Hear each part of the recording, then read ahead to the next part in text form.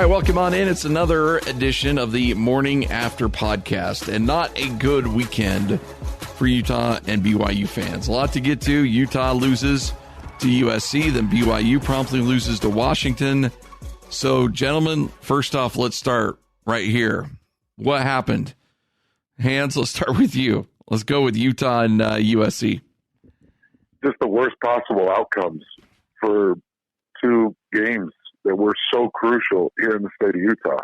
You know, USC is the only other real contender, it seems, in the South, and we thought that Utah would be able to handle them. And Washington coming in on back-to-back wins, overtime wins for BYU, we'd hoped that they could compete and stay in that game. And not only did they lose those games, but it was like horrible outcomes in these games, Scotty. You know, you lose Zach Moss, you lose Tyson Williams, you've got 16 flags on the Utah-USC game, you had 9 flags on 100 yards for BYU by I think it was the beginning of the third quarter. So it was riddled with flags, riddled with mistakes, dropped balls, fumbles. I think between the two, I think there was 4, if not 5 total turnovers. So sloppy play and 2 ugly losses when the excitement was really starting to build here. You know, for instance, this Morning After podcast, it's done extremely well because people wake up and they want to know what's going on. We'll see if this Morning After podcast gets 2 listens because it broke the weekend, and it was really tough to sit through both those games because it was so sloppy. Don't get me wrong. There's plenty to be. As I tweeted out just like, I don't know, maybe 10 minutes ago, I said that, like, there's some downer stuff with BYU and Utah, but there's plenty, and we'll do this coming up. There's plenty to be positive about going forward. But with that being said, USC, okay, I get it. Kyle Whittingham said it in his press conference. They still are USC. They still get the athletes. I don't care. This is your chance. This was your chance to beat them, though. If you were going to beat them there in LA, it was this time. You had them. You have all these players returning on defense. They were one-sided on offense. All they could do was throw up the ball for grabs. I felt like I was watching the Raiders and the Chiefs in the second quarter. All they were doing is just essentially throwing it up for grabs. He wasn't making reads. They had this offense right where they wanted them. Like, you know what I'm saying? And their secondary was awful, which is a little. I mean, hey, I think Dolce and you, Hans, were discussing a little bit. There's some question marks there because they've been thrown on a little bit. With even coming into this game, they shown signs that they have been vulnerable for some weird reason. But it was still an area where I thought we all agreed that it's their best. It's their best area. It's their strongest position group. Am I wrong? No, you're dead on, and that's what made it so difficult to watch. It was like, well, okay, Scotty, I think you've probably got a lot of, I don't know, you've just been in the sports team for so long watching this, and you probably have a lot of reference points on this. Have you ever seen a football game and you're watching it and you're like, okay, the quarterback's pretty decent, and then he gets injured, but the guy sitting behind him is this unpredictable guy, and you're like, oh, I don't know if this quarterback getting injured is a good thing or a bad thing for Utah's chances. Because when Fink came in, and Lloyd, you can correct me if I'm wrong, when Fink came in, it almost felt like there was a resurrected sense of throwing the ball down the field, not just hitting direct routes. And I don't know if you have any experience with that, but that was the feeling that I got when Slovis went down and Fink came in.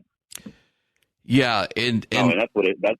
Go ahead, sorry. Well, I'm just saying it's a common occurrence. It's something that I think we've seen sometimes where that new quarterback breathes some weird life into your team. And just to give you a little background, I meet with some coordinators before Utah State games the night before, and I'm not gonna lie, I was talking to some guys that certainly have some ties to that Utah program, and all of a sudden my phone starts buzzing about Lucky Fotu knocking out the starting quarterback for USC. And I mentioned it, and everybody kind of gets a little bit of a sly smile on their face thinking, oh boy, not only is Utah going to win this thing now, they're going to win it easily. And it goes the other way. Kid comes out, starts slinging darts all over the field, and before you know it, Utah's playing catch-up the rest of the game. It's crazy. Lloyd, you had some comments about Blackman. I've got some thoughts about him. You know, I was really disappointed with his positioning and the angles he took. Oh yeah, it's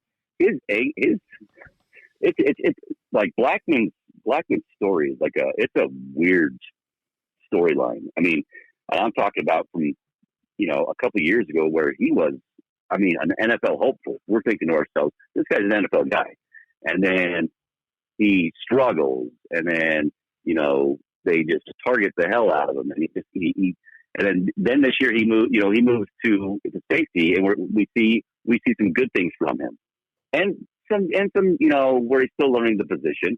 We still think he's found a home. He hasn't found his home.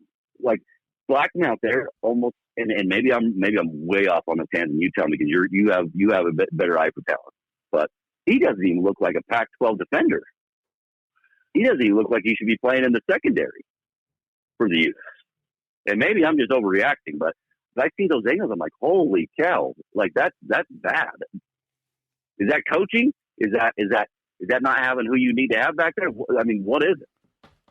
The angles and the way he was going after the ball and not to tackle, or I don't know, just the positioning that he was in. It's not coaching, because we've seen too many guys. We just saw one get drafted. We just saw one of the Utah safeties get drafted, and not only get drafted, but I think he's playing for Seattle now. Is he in the 2 deep? So we know that it's not coaching. They're coached to stay over the top. They're coached to take the right angles. It just felt like he had gotten himself out of position time and time again and wasn't making the right decisions. Whether he was misreading something, and that's the other thing, guys. It's always tough to be critical, because he could have had slot read directions, or he could have been responsible for other things. But it sure doesn't seem like that when you're trying to stay over the top, because USC is just going to throw pass after pass after pass. I think one of the questions that has to be asked to Morgan or Coach Witt in his Monday presser is how much did Julian Blackman's performance impact what you guys were able to do defensively? Because it felt like it had a dramatic impact on the outcome of the game. Multiple big strikes on 3rd and longs. Yeah, and that's really brutal. The other thing, guys weren't doing their job. Devin Lloyd comes in on a blitz on, I think it was a 3rd and 12 or 3rd and 14, and Lisk drops his shoulders, and Lloyd kind of falls off the tackle. Remind me, Lloyd, that was against Fink and not Slovis, right? No, that was definitely that was Fink. That was definitely Fink. Yeah, second play. Yeah, so that was a backbreaker. It was a backbreaker, because you've got a sack that's the ball comes back, and instead it's a huge touchdown, 60-some-odd yard touchdown or something like that. So it just felt like time and time again he was out of position and allowed big throws and big plays that ultimately broke Utah's back. Yeah, there was several times where it just felt like Utah was ready to take control of that game, and a slip up, a mistake. It just, and if I'm a Utah fan, I'm insanely upset, because your team's poised to take that next step. I mean, you want to be a championship team. You want to be a team that not only wins the South, but wins a Pac-12 championship, and then, maybe even plays in a college football playoff. That's a game to be had. There were so many opportunities for that game to be taken control of, and Utah just dropped the ball. I mean, to me, that's the most frustrating thing, is that you're not ready to make that championship step. You're not ready to take control of the conference, because you had a golden opportunity given you, and they just wet the bed. They just 100% wet the bed. So a couple of other thoughts on that, Scotty. Watching some of the play calls inside the 5-yard line, 2 times inside the 5-yard line, and you come out with 3 points. Yeah. And watching them go to zone read, there has been issue after issue. And you guys remember I did that Idaho State film review that was showing some of the issues that BYU had. One of the biggest was the center position, but Omana had come back, and I thought that would secure things. And then the other issue was the mesh point. Remember how I talked about Zach Moss was treating that Idaho State game like it was a circus, and it was a parade in the backfield, and he could just do what he wanted. Well, a lot of that had to do with Huntley's delivery at the mesh. Just get the ball and go downhill, and make the quick decision. Make the give quick, and pull the trigger on the give or pull the trigger on the keep. And they run a couple of mesh points inside the 5, and one results in a turnover because I think Huntley had some indecision, and I don't know if I think it was Devontae Henry Cole or it might have. I can't remember. It might have been Brumfield. But it was Brumfield. Okay, but that mesh and that decision collapsed, and then it did it again inside the 5. And there were some other issues in the field of play. And then on the flip side, guys, you probably remember the 4th and 1, somewhere at the middle of the first quarter, maybe beginning of the second quarter, right in there. It was a 4th and 1.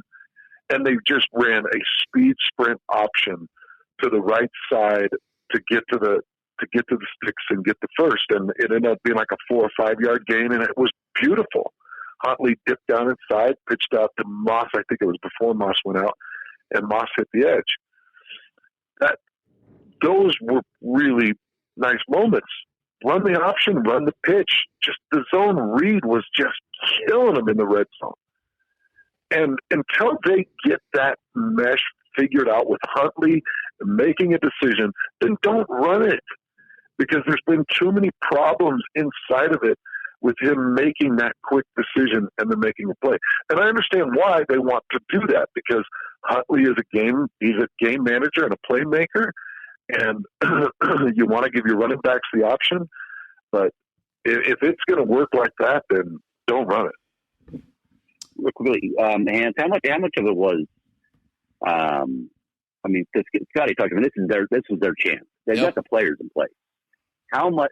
I mean, this was their chance to win to beat USC, and so how much needs to be put on the coach's shoulders?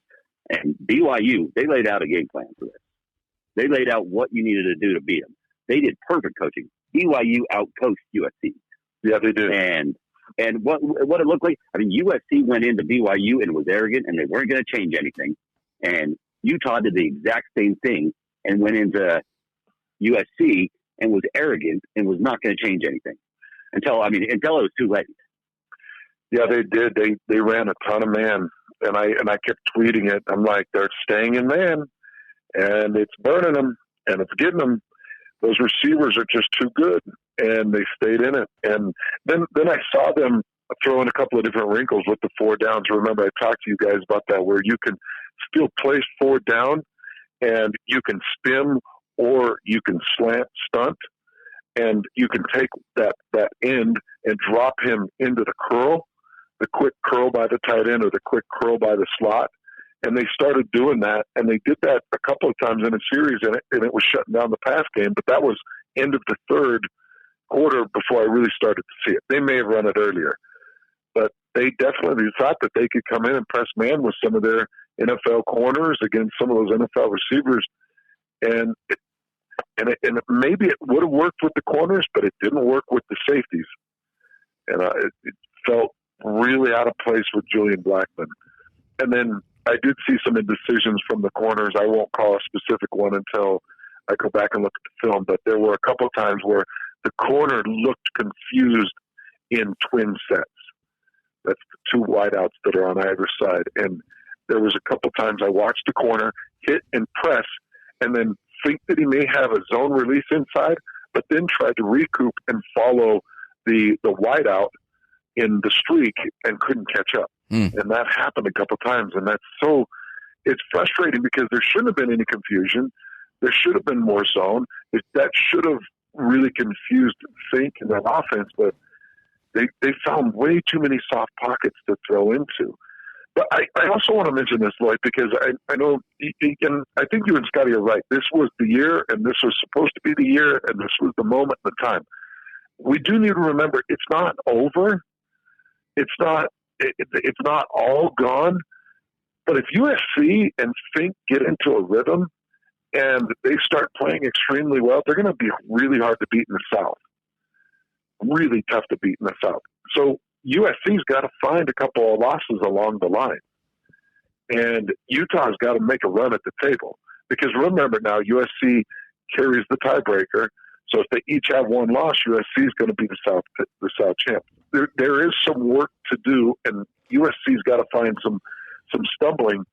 But I think coming out of Northern Illinois, going into Idaho State, it just allowed these guys to think that it's all going to be okay. Yeah. That, we've got the talent, and, the film review I'm doing on Idaho State, I'm looking at it like, man, guys, there's a lot of mistakes back there. Yeah. And how many times did I reiterate that throughout the week last week? I'm like, that Idaho State film review, I'm sorry that I did the negative things, but there were negative things in the first quarter and a half. And even I got a comfortability level of, oh, no, it's going to be okay. Yeah. The center will be back. The coordinators see what I see. They're going to clean up the protections. The mesh point's not going to be as fuzzy because Moss will just come downhill. They make the quick decision. But they didn't. It felt like they just had fallen into this thought of, well, we're going to be okay because I'm Zach Moss and this is Tyler Huntley and we've got speed on the outside and we'll win. Yeah. And it all just kind of came collapsing down on them when USC started delivering some quick hits. And that's an attitude you could not have against USC at all. Like, at all. I don't care. Like, it's still USC. I could hear I was listening to you and Frank talk before the game, and I know we need to move on to BYU here, but I could hear the hesitation with Frank was it was a little bit alarming. I still went with my pick, and I thought that Utah would win big, which didn't happen. But the hesitation had me like, Frank, he's really hesitant. Why is he so hesitant? Well, here's the inside look on that. Frank all week was telling me, Hans, I just don't feel right about this. Yeah. And I kept saying, Frank, you're a USC honk, and that's fine. And he's like, no, man. He's like, it just doesn't. I don't like the way Idaho State's lined up. I don't like USC and some of their talent. I don't like that they're caged and pushed against the wall. And he kept saying that stuff, and I was on board with it to a large extent. I mean, I talked to you guys about how there's no way USC comes back and looks at it and says, all right, guys, we got to just go do what we did against BYU, but do it better. Like they had to make some changes. One was forced at a quarterback issue, and the other one was short and split from the guard. They just didn't get the push in that center position like BYU did that really confused the pocket. No, they needed to punch him in the mouth and make him quit right away, which obviously it didn't. Right away, USC had hope. So, all right, let's shift gears. Let's talk BYU for a quick moment and then wrap this thing up. BYU, that was a game that I kind of felt like Washington was going to come in, and I didn't think they'd put it on them the way that they did, but I didn't feel good about that game at all week long for BYU. I just thought that there was so much emotional capital that was spent. I think that people were downplaying just how good Washington was, and Washington came in, and much like that USC game, marches down, scores a touchdown, but that BYU offense just couldn't respond. Wide receiver play was just disgusting for BYU in that game. Just really, really bad wide receiver play. I thought Zach Wilson actually played about as well as he could have, considering the circumstances. But Washington really flexed on BYU and went in there, and that game wasn't even as close as that score indicated. Yeah, I agree with you on all those points. I was really disappointed with receivers. Right now, I've counted 6 drop balls and 2 fumbles by the wide receivers. And I sent out a tweet after this game, and I said, this just wasn't the same team. Think about how consistent those wide receivers were against USC. No drop balls that I can remember, no fumbles, and guys that were running routes and doing everything that they needed to do to get that win against USC. And it felt like it was the opposite. And it started with Talon Shumway in a post route that popped wide open. Safety was way too deep. Corner was trailing, and it hit him right in the hands. And Scotty, you said it so well. Zach Wilson, I still thought had a really good game. A lot of disappointment around him. And I'll do the film review, but that's definitely the feel I got. Hits him right in the hand and goes straight to the ground. Yeah. Talon Shumway. You know, I got a text from somebody who works with this team, and the text was, when Talon Shumway drops a post, you know it's going to be a long day. Because he's not the fastest. He's not even the biggest, really. But he is reliable typically when the ball hits him in the hands, and it really got this team off to a rough start. And then obviously it continued to spiral downhill with other things that happened. A strip sack given up by how many times did I talk about the right guard last week, guys? Yep. This is now the second week in a row that you've given up a sack, if not two sacks, a couple of quarterback hurries. And I think it's official, man.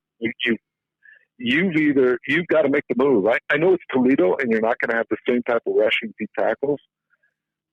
Washington has some really good defensive linemen that can rush the ball, and that's something that I didn't express enough throughout the week of preparation. I should have talked more about that. But this is the second week in a row that there's been too many leaks at that position. I would like to see Sally Paga has been getting the start over LaChance at the right tackle. I would like to see either LaChance or Sally Paga get the opportunity to come in and start at that guard position and see if you can shore that thing up, because it is. I'm done. I'm done trying to get chances, because against Boise State, and Scotty, you know very well, against Utah State, they're still going to find a way to rush that guard. Oh yeah, off the 1 and 3 technique. Yep, absolutely. And Boise State's got a defensive lineman that might be one of the best in the country, in Curtis Weaver. Utah State's got a good rushing, some good pass rushers as well. There was just a lot of bad play yesterday for BYU, and that's the part that surprised me a little bit. I thought that Washington would win that game. I think I said on the preview show I thought they'd cover easily the 6.5, but I was surprised at BYU. There was some really individual play that really surprised me. The wide receiver play really surprised me. Offensive line shouldn't have surprised me that much, but there was just a lot of just miscues, kind of like the Utah game a little bit, where you're just like, wait a minute, you're better than this. You played better than this. This shouldn't be an issue for you. And it certainly was. And once Washington figured out Bushman and pretty much took him out of the game in the second half, BYU you knew it just wasn't going to be there for him at all that day. Dropped balls wasn't an issue against USC. And if you want to be let alone win a game like this, but be in a game like this, your wide receivers need to help you out. They need to help the quarterback out. But I haven't seen an update on Tyson Williams, but that was kind of a bummer seeing him go out. Look like some sort of knee. I don't know if you had heard anything, hands, but yeah. So Bushman in a post game comment said that this is Bushman talking post game, and this is according to the Daily Herald. He said that he doesn't think it was significant, but the aesthetics, just the way it looked, was not good. Right.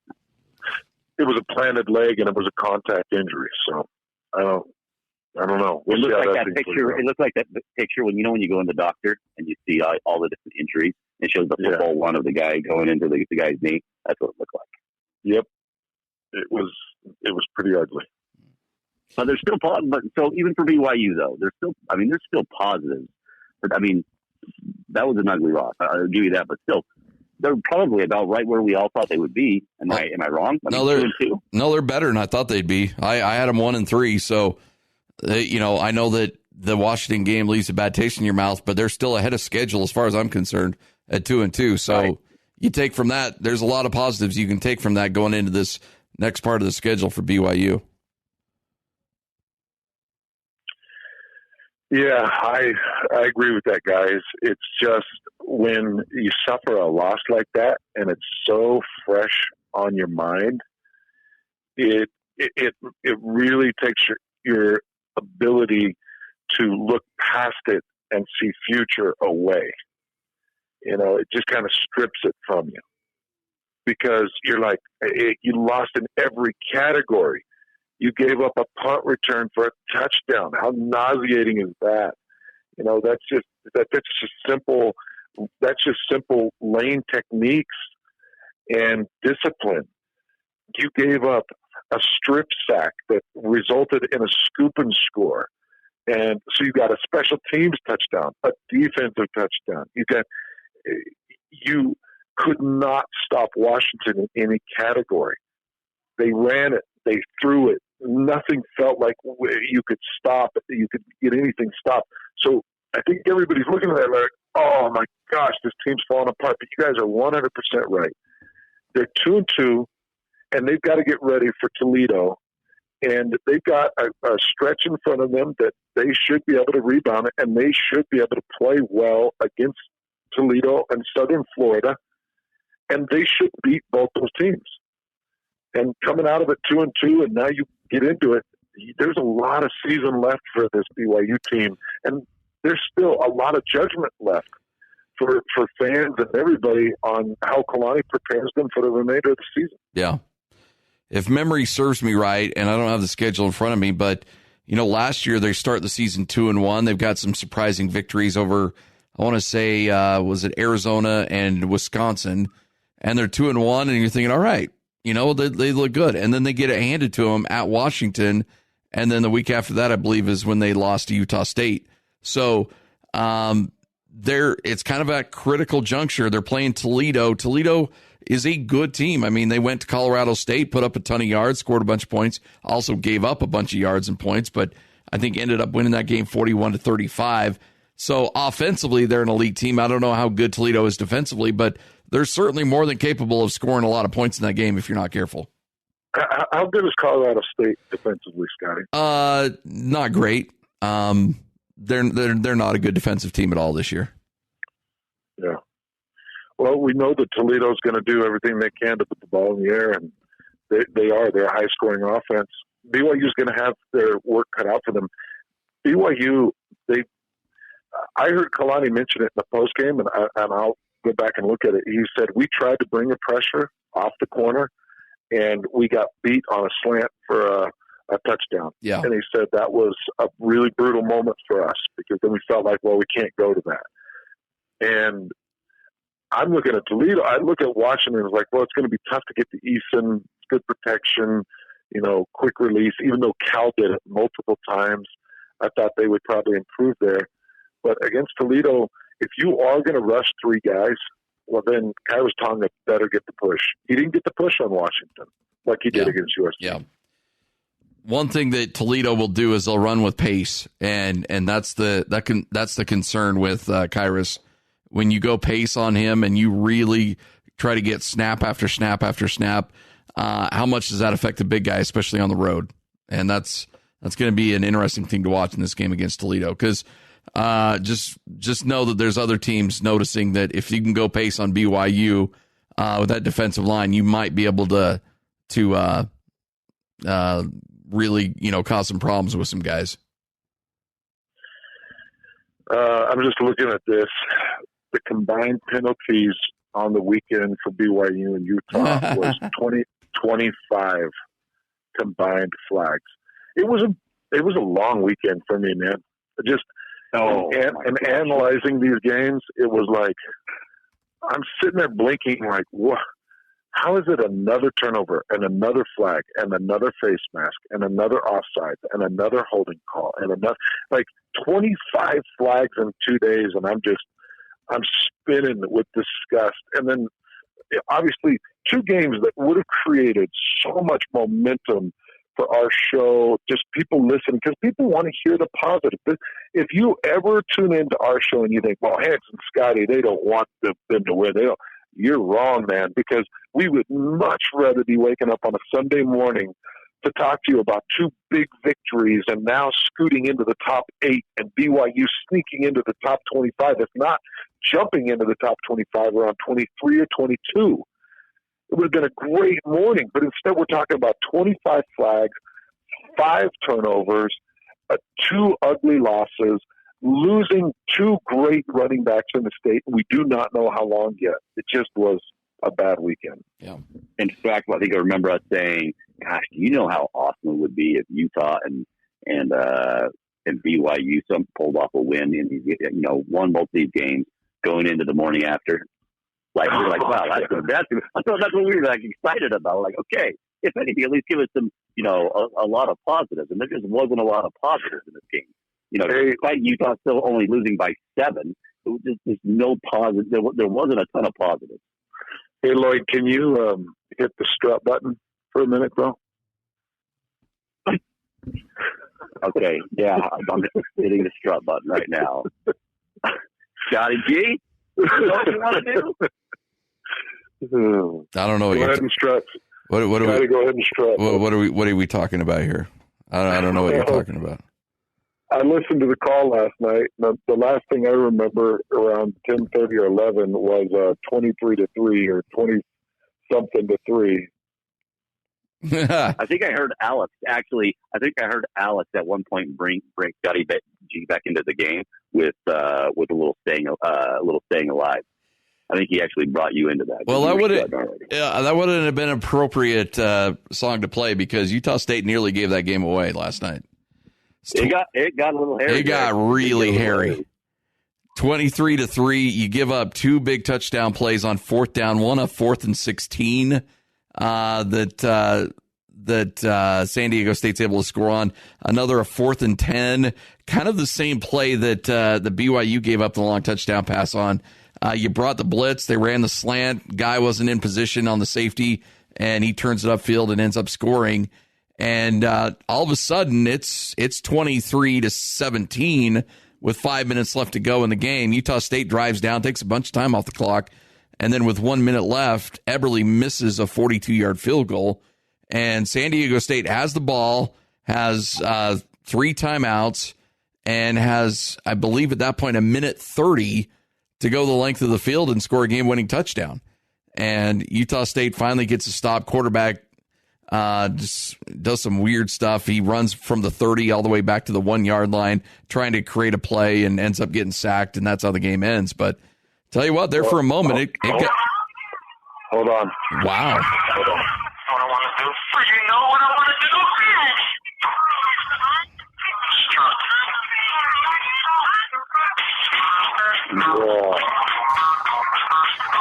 Sounds like you have a weird birthday, party going on over there.